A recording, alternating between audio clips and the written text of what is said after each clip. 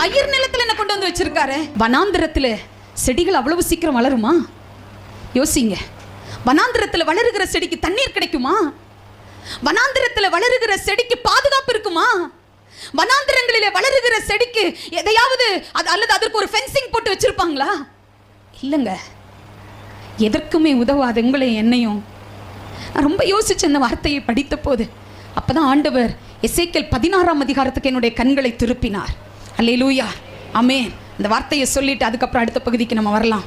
பாருங்க, எசேக்கியேல் 16ஆம் அதிகாரம் 4வது வசனம் படிங்க. உன் பிறப்பின் வர்த்தமானம் என்னவென்றால், நீ பிறந்த நாளிலே உன் தொப்புள் அறுக்கப்படவும் இல்லை, நீ சுத்தமாவதற்கு தண்ணீரினால் குளிப்பாட்டப்படவும் இல்லை, உப்பால் சுத்திகரிக்கப்படவும் இல்லை, துணிகளில் சுற்றப்படவும் இல்லை. அல்லேலூயா. உன் பிறப்பின் வர்த்தமானம் என்ன தெரியுமா? நீ பிறந்த நாளிலே உன் தொப்புள் அறுக்கப்படவும் இல்லை, நீ சுத்தமாவதற்கு தண்ணீரினால் குளிப்பாட்டப்படவும் இல்லை, உப்பால் சுத்திகரிக்கப்படவும் இல்லை, துணிகளில் சுற்றப்படவும் இல்லை. ஒரு குழந்தை பிறந்த உடனே அதுக்கு மெயின் என்னங்க? துணியை சுற்றுவாங்க. எதுக்கு? குளிராமல் இருக்கிறதுக்கு. அந்த மாதிரி உனக்காக எதுவுமே இல்லை. 5வது வசனத்தில் படிக்கிறோம், உனக்காக பரிதபித்து இவைகளில் ஒன்றையாகிலும் உனக்கு செய்ய ஒரு கண்ணும் உன் பேரில் இரக்கமாயிருந்ததில்லை. ஒருத்தர் கூட உனக்காக இரக்கம் பாராட்டலையே, ஒருத்தர் கூட உன்னை யோசிச்சு பார்க்கலையே, ஒருத்தர் கூட நம்மை ஏறெடுத்து கூட பார்க்கலையே. பைபிள் சொல்லுகிறது, நீ பிறந்த நாளில் நீ அருவருக்கப்பட்டதினால் வெளியில் எறிந்து விடப்பட்டாய். ஆமே.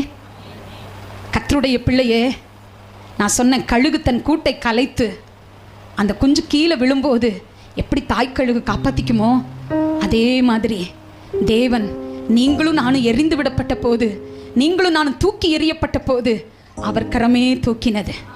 எத்தனை பேர் ஆமீன் சொல்றீங்க? அவர் கரமே உங்களை என்னையும் தூக்கினது. அவர் கரம், அவரே நம்மை தோளின் மேல் சுமந்தார். ஹல்லேலூயா, ஹல்லேலூயா. உன்னுடைய பிறப்பின் வர்த்தமானம் இதுதான். உன்னை பாதுகாக்க யாருமே இல்லை. ஆமென். வசனம் சொல்லுகிறது 6வது வசனத்துல, நான் உன் அருகே கடந்து போன போது, எரிஞ்சு கிடந்தோம்ல, கேட்பாரற்று கிடந்தோம்ல, அம்மே எங்கேயோ ஒரு மூலையில கிடந்தோம்ல, பாவத்துல கிடந்தோம்ல, சேற்றுல கிடந்தோம்ல, விபச்சாரத்துல கிடந்தோம்ல, வேசித்தனத்துல கிடந்தோம்ல, குடிக்கு அடிமையாகி கிடந்தோம்ல, கேட்பாரற்று கிடந்தோம்ல. பாத்தீங்களா? அன்னைக்கு எல்லாரும் நம்மளை மிதிச்சாங்க. அந்த நம்ம மிதிக்கப்பட்ட நேரத்துல இயேசு நம்ம அருகில் நின்றார். எல்லாரும் மிதிச்சாங்க. ஹல்லேலூயா. எத்தனை பேர் இந்த வார்த்தை இன்னைக்கு உண்மையா உணர்றீங்க? அப்பா, எல்லாரும் என்ன மிதிக்கும் போது, அதான் படிக்கிறோம் பைபிள்ல, மிதிக்கப்படுவதற்கு ஏதுவாய் நீ உன் ரத்தத்தில் கிடக்கிறதை நான் கண்டு நான் உன் அருகே கடந்து போனேன். உன் அருகே கடந்து போனேன். கடந்து போனது மாத்திரம் இல்ல, உனக்கு இதோட இல்ல, முடிவில்லை, பிழைத்திரு என்று ஜீவனை கொடுத்தேன். அல்லேலூயா. கர்த்தர் ஜீவனை கொடுத்தார். இதை கேட்கிற கர்த்தருடைய பிள்ளையே, ஆமென். தேசத்துல ஒரு பெரிய கழுகு, அந்த கழுகு விதையை எடுத்துட்டு வந்து பயிர் நிலத்திலே நட்டது. எப்படி நட்டுச்சு? ஆமென். கேட்பாரற்று கிடந்த நம்மை, எத்தனை பேர் ஆமென் சொல்றீங்க? விசாரிப்பற்றவர்களாய் இருந்த நம்மை, பாவத்தில் இருந்த நம்மை, ஹல்லேலூயா, ஆமென், கீழே விழாம பாதுகாத்த ஒரு தேவன். அதனாலதான் ஒரு பக்தன் இவ்வாறாக பாடுகிறார், சுமை தாங்கி இயேசு சுமக்கின்ற போது. எனக்கு அந்த பாட்டு ரொம்ப பிடிக்குங்க. ஆமென். சுமை தாங்கி இயேசு. எத்தனை பேர் உணர்றீங்கப்பா? என்னுடைய சுமையை தாங்கினது நீங்க தான்ப்பா. என் வியாதியை தாங்கினது நீங்க தான் இயேசுப்பா. என் பிரச்சனைகளை தாங்கினது நீங்க தான் இயேசுப்பா. என் அவமானங்களை தாங்கினது நீங்க தான் இயேசுப்பா. இல்லைன்னா இங்க நிக்க முடியும் நினைக்கிறீங்களா? முடியாது. என்றோ என் துக்கத்துல நான் அழிந்து போயிருப்பேன். ஆனால் நிற்க வைத்தவர் அவர் அல்லவா? தலை நிமிர செய்தவர் அவர் அல்லவா? அபிஷேகித்தவர் அவர் அல்லவா? அழகாக்கினவர் அவர் அல்லவா? பரிசுத்தப்படுத்தினவர் அவர் அல்லவா? பயிர் நிலத்தில் என்னை வைத்தவர் அவர் அல்லவா? எத்தனை பேர் இந்த வார்த்தையை உணர்றீங்க? உங்களை என்னை ஒரு காட்டுக்குள்ள போய் விதைச்சிருக்கலாமே. உங்களை என்னையும் ஒரு இடத்துல எங்கேயோ போய் ஒரு வனாந்திரமான இடத்துல தூக்கி போட்டுட்டு போயிருக்கலாமே. இந்த பயிர் நிலத்துல, இது யார் சம்பாதித்த பயிர் நிலம் தெரியுமா? அவருடைய விலையேற பெற்ற ரத்தத்தை சிந்தி சம்பாதித்தார். நான் அடிக்கடி அதான் சொல்லுவேன், இன்னைக்கு நான் இந்த சபைக்கு சும்மா வரல, அவருடைய ரத்தம் என்ன சம்பாதிச்சிருக்கு. எத்தனை பேர் உணர்றீங்க? எனக்காக சிந்தி அவர் கொடுத்த விலை அவருடைய ரத்தம். ஹல்லேலூயா. ஆவியில் நிரம்பி அந்நிய பாஷைகளை பேசி எனக்கு அவர் கொடுத்த விலை ரத்தம். ஒருவேளை நம்முடைய தாயார் நம்மளை பெற்றெடுக்கிறதுக்காக அவ வயித்தை கொடுத்துருப்பா. ஆனா என் அப்பா நான் பரிசுத்தமாய் வாழ்வதற்காக, உண்மையாய் வாழ்வதற்காக எங்கேயோ ஒரு வச்சிருக்காரு, பாதுகாப்பு கொடுக்கிறாரு. சும்மா வருமா? 21 நாள் முழங்கால் யுத்தம். ஆமென். 80 வயசுக்காரங்களும் கீழே உட்கார்ல. ஏன் தெரியுமா? பயிர் நிலத்தில் இருக்கிற ஒவ்வொரு ஆத்துமாவும் பரிசுத்தமாய் வாழணுமே. ஹalleluya. இங்க உள்ள வந்து ஜெபத்துக்கு வந்துட்டாங்கன்னா அவங்க இருதயம் அவங்கள புளியும். இயேசுவுக்காக புளியப்பட்டு தான் வெளியே போவாங்க. தேவ பிள்ளையே, ஏசப்பா பயிர் நிலத்துல நட்டிருக்காரு. உன்னை ஒரு காட்டுல விடல. எங்க நட்டிருக்காரு? பயிர் நிலத்துல. எத்தனை பேர் ஆமீன் சொல்றீங்க? பயிர் நிலத்துல நட்டிருக்காரு. எத்தனை பேர் இந்த வார்த்தை இன்னைக்கு உணர்றீங்க?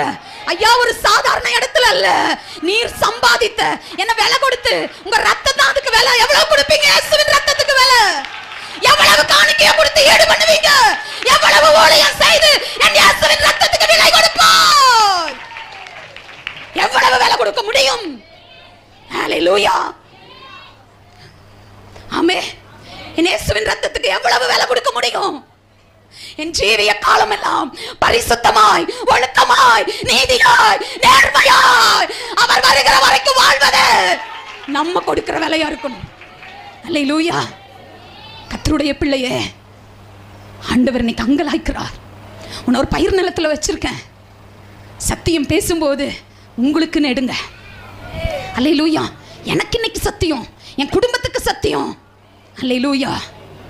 கர்த்தருடைய பிள்ளையே, ஆண்டவருக்கு உண்மையா இருக்கும்போது தெய்வம் நம்மை பயிர் நிலத்தில் வச்சு, சும்மா ஒரு தோட்டக்காரன் ஒரு செடியை நடும்போது அடிக்கடி போய் பார்ப்பான்ல. எத்தனை பேருக்கு அனுபவம் இருக்கு? ஒரு செடியை வச்சு, ஒரு செடி நம்மகிட்ட ஏக்கரா கணக்கிலையா தோட்டம் இருக்கு. ஹalleluya. ஒரு செடியை வச்சா அதில் ஒரு சின்ன முக்கு வந்துட்டு என்ன பண்ணுவோம்? நம்மையும் அறியாமல் எவ்வளோ சந்தோஷம் வரும். அந்த மாதிரி இந்த சபையில் உங்களை நட்டினதுக்கு அப்புறம் அப்பா ஒவ்வொரு நாளும் வந்து பார்ப்பாரு. இன்னைக்கு எப்படி வளர்ந்துருக்காங்க, அபிஷேகத்துல எப்படி வளர்ந்துருக்காங்க, பரிசுத்தத்துல எப்படி வளர்ந்துருக்காங்க, ஒழுக்கத்துல எப்படி வளர்ந்துருக்காங்க. எத்தனை பேர் உணர்றீங்க? ஹalleluya. உன் வளர்ச்சி எவ்வளவு தேவ பிள்ளையே. இந்த பயிர் நிலத்துல உங்க வளர்ச்சி எவ்வளவு. ஆமே. அப்பா காட்டுல விடல, பயிர் நிலத்துல விட்டுருக்காரு. ஆமே.